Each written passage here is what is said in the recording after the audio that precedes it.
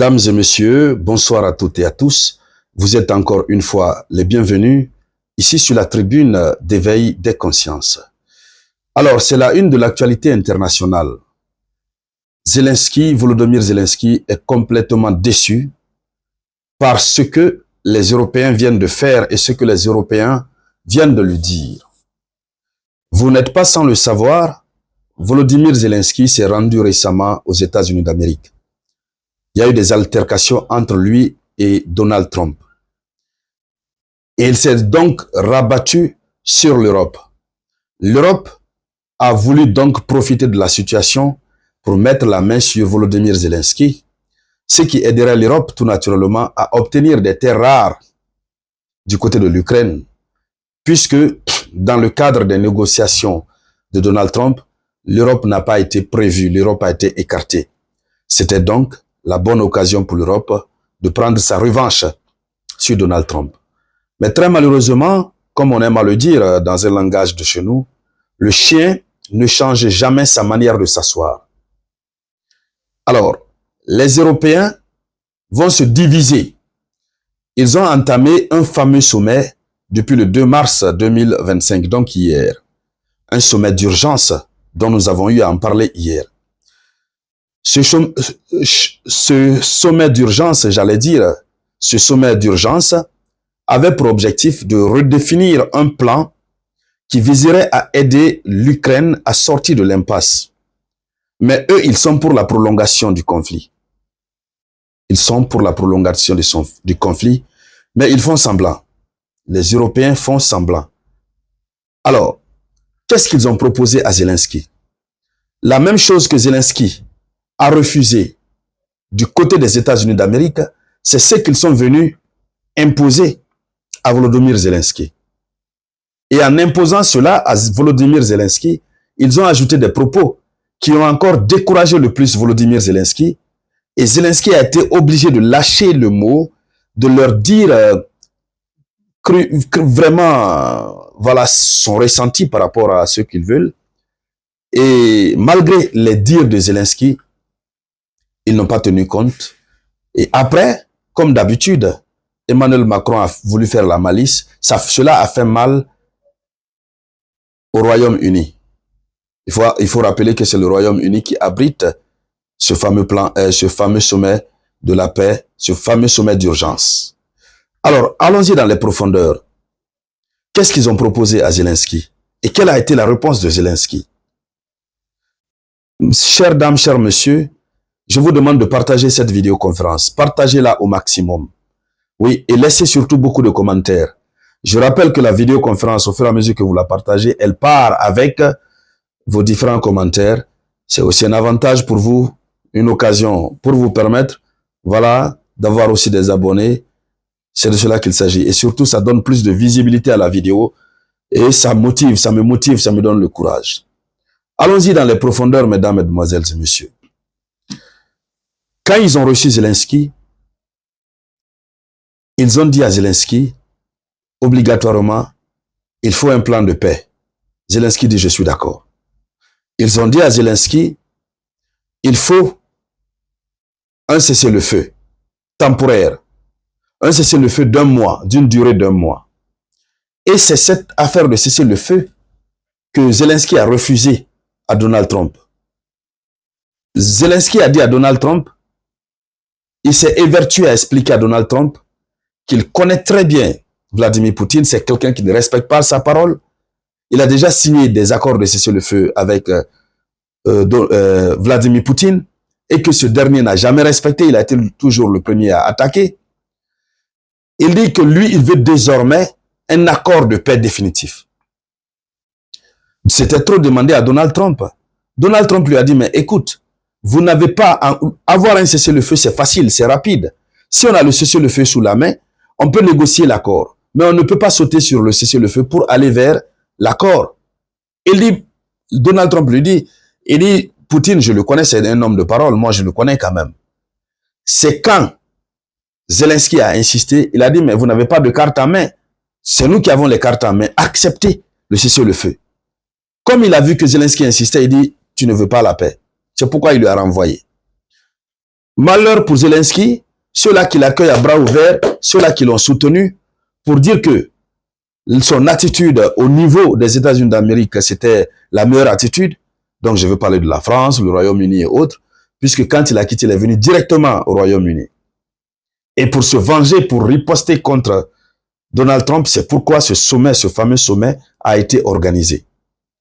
Alors, ceux-là qui l'ont applaudi lui disent la même chose. Au moins, avec Donald Trump, peut-être le cessez-le-feu allait être d'une durée de 3 mois, un truc de ce genre, même 6 mois.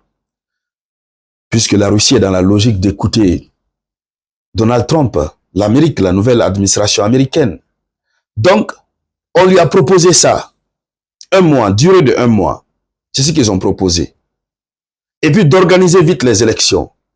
Alors, sur la question de l'organisation des élections, Volodymyr Zelensky a dit, il dit, j'ai toujours dit, ma candidature, si vous voulez me remplacer, pour me remplacer, j'échangerai ma candidature avec l'adhésion de l'Ukraine à l'OTAN. Il dit, sinon, on va organiser, je vais gagner. Il dit, mais ça sera mon plus grand accomplissement. En réalité, la question de l'organisation des élections en Ukraine, Zelensky ne veut pas l'écouter, il ne veut même pas l'entendre. Donc, Zelensky pose une condition difficile. Vous voulez que je démissionne, intégrer l'Ukraine à l'OTAN. Or, il sait que c'est une option impossible. Les États-Unis qui sont membres de l'OTAN pour le moment, même si on a des informations selon lesquelles l'Amérique se prépare à démissionner, l'Amérique n'est pas d'accord. On lui a dit d'enlever son idée là-bas. Donc ça, c'est le premier problème. Alors, deuxième problème, il n'accepte pas le cessez-le-feu. Mais néanmoins, les négociations étaient en cours. Et pendant que les négociations là sont en cours, hier soir, ils ont terminé, c'était ça leur plan de paix, mais ils ne sont pas tombés d'accord, puisque c'est le Royaume-Uni, donc la Grande-Bretagne, hein, avec à sa tête Keir Starmer, comme c'est la Grande-Bretagne, le Royaume-Uni et la France qui sont à la tête de ce sommet, parce que la France a voulu montrer ses gabarits, parce que Macron venait d'arriver des États-Unis d'Amérique, parce que Macron, il a vécu ce qu'il a vécu là-bas. Macron avait tenu un discours très enragé où il a promis, juré que l'Europe doit répondre à l'Amérique face à ce qui est en train de se passer. Keir Starmer, le Premier ministre britannique, qui, évidemment, a accueilli Zelensky et lui a dit que vous avez tout le soutien du Royaume-Uni. Il dit, regardez aux alentours comment vous applaudissez, vous avez tout notre soutien, nous allons continuer à vous financer jusqu'à n'importe quel moment, quelle que soit la durée. Et ce sont ces mots-là que Zelensky voulait entendre. Quand Zelensky a entendu ces mots, il est resté sur sa position. Maintenant, c'est un revirement que le Royaume-Uni fait lorsqu'on lui dit il faut accepter une trêve. Et un cessez-le-feu de 1 mois. Mais c'était dans les pourparlers. Il n'avait pas achevé. Quand Emmanuel Macron est allé à une conférence de presse. Pendant ce temps, Keir Starmer, le chef de l'exécutif britannique, aussi a animé une conférence au sortir de ce fameux sommet. Mais ce dernier n'a pas touché l'aspect de trêve pour 1 mois. C'est Emmanuel Macron, toujours très agité, toujours avec son orgueil qui veut montrer aux yeux du monde que c'est lui qui porte le projet, c'est lui qui allait déclarer publiquement que oui, voici le nouveau plan de paix et nous allons très bientôt mettre en œuvre une trêve, un cessez-le-feu de 1 mois. C'est-à-dire, Emmanuel Macron cherchait à démontrer que ce que Donald Trump n'a pas pu avoir, lui, il a pu l'avoir. C'est ce qu'il voulait démontrer. Alors là, c'était mal connaître Keir Starmer. Partagez cette vidéoconférence, s'il vous plaît. Partagez-la au maximum. Mettez beaucoup de j'aime et laissez beaucoup d'interactions. Mettez beaucoup de commentaires. Si vous n'avez pas un commentaire spécifique, vous mettez salut le samouraï. Ou bien vous mettez notre slogan politique, oser, c'est déjà gagné. C'était mal connaître Keir Starmer. Keir Starmer qui abrite. Quand Macron est allé dire ça à la presse, l'information est sortie hier soir. Aujourd'hui, matin, Keir Starmer est sorti pour démentir. Mais Keir Starmer, le Premier ministre britannique. C'est lui qui a reçu le sommet. On peut dire quelque part l'initiative vient de lui. Et puis ils n'ont même pas fini, ils ne sont pas tombés d'accord sur un accord de paix. Comment Emmanuel Macron peut se lever, un bon garçon, pour aller vanter les mérites d'un sommet qui n'a même pas été finalisé? Alors c'est ce qui divise les alliés. Keir Starmer, le Premier ministre britannique, il est sorti pour dire non, nous ne sommes pas convenus à un accord de paix. Non, nous ne sommes pas convenus sur un cessez-le-feu pour 1 mois. Nous n'avons rien arrêté.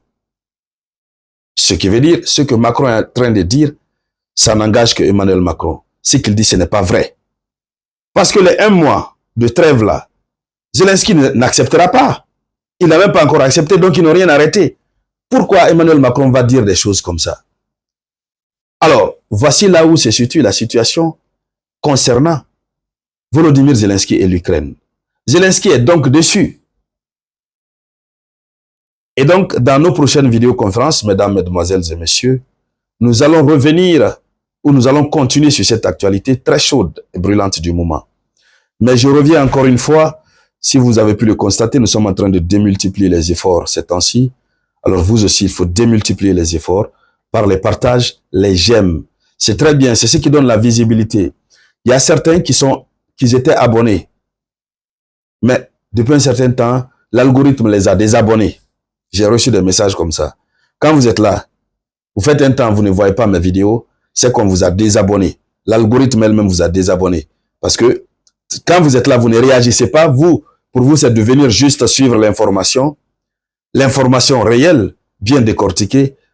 Quand c'est comme ça, l'algorithme à un moment donné vous considère comme une personne, excusez-moi, mais une personne décédée. L'algorithme vous désabonne pour permettre à l'algorithme d'avoir les vrais chiffres de ceux-là qui sont les réels followers. Donc c'est pourquoi il faut mettre les j'aime, il faut laisser des commentaires, il faut aussi partager. Alors mesdames, mesdemoiselles et messieurs, voici la une de l'actualité. Merci donc de la partager au maximum. Je vous reviens tout à l'heure par la grâce de Dieu le Tout-Puissant avec de nouvelles actualités. C'était la voix de votre unique samouraï.